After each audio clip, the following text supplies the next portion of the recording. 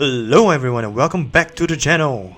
Sorry guys, it took such a long time because I was waiting for my soldering iron to arrive and it took weeks. Like, come on. Whew. Anyways, this is the second video in my short 3-part series on making things inside Valheim, and this will be the Karve. Hope you guys are having a great day out there. As you can see in the background, I'm drafting up some schematics for the Karve that I'm gonna build. For starters, I made a paper boat to serve as a base for the 3D filament to work on. But to get the exact dimensions that I wanted, I cut the boat in half and then I made one of the sides more shaped towards the angle that I desired. But actually, half of this is enough for what I need to accomplish.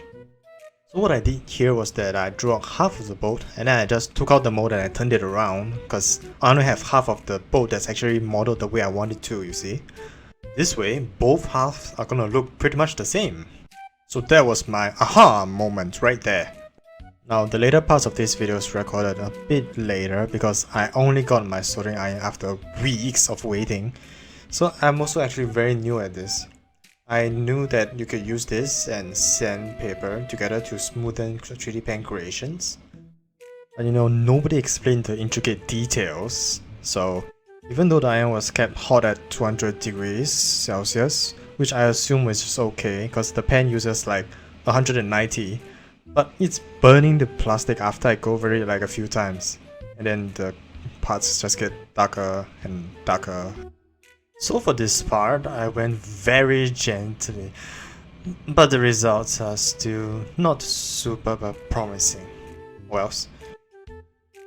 But anyways, I went over the entire thing, and yes, I sanded the outside layer as well, but it didn't quite look as right, so I decided to color it with a bit of brown acrylic paint. And I also added horizontal and vertical carvings at the sides, in the hopes that this will look like planks once the paint dries, much like the one in the Karve in the game. Here's the result. If you look at the details, it actually looks quite not bad, doesn't it? But yes, I also added some internal grids as a side note because I wanted it to look more like the Karve, so this is one of the features that it has. Now at this point, I realized I needed to add two very important parts of a boat, the head and the tail. After I thickened the layers for both of them, I used some scotch tape to keep them in place and then started adding in, or should I say filling in, the filament to make sure both of them are attached. I also had some very delicious soya beancurd in the process. Anyways, after this, I did some touch-ups and this is the current state of the Karve. Pretty neat, eh? What's left now is setting up the mask and the sail, and also adding some other small details. For this, I already drawn up two of the beams that was needed to make up the mast. I also sanded them up and colored them, so they kind of look like weathered wooden beams. Also, I was actually from Scout, so I do remember my lashes and knots well. Here's me tying up these two beams, I suppose, with shear lashing. So with this cross, instead of attaching them together again with more 3D filament, I'm purely using the thread that I have right here. So the entire sail will be held together by the strength of this knot. From here, I'll be adding some additional details, as you can see, and I've also added one hole in the middle for the mast to go through. The only thing left now, at this point in time, is the sail. I had this piece of cloth in my house which is supposed to be for a curtain, I think, but it was quite aesthetic, so I decided to use this as my sail.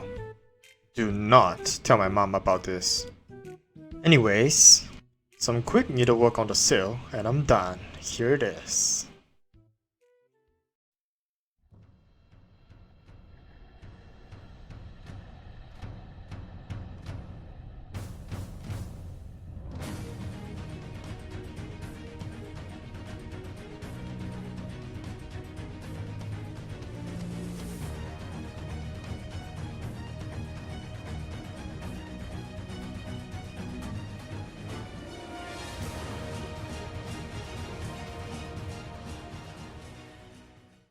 So there you go.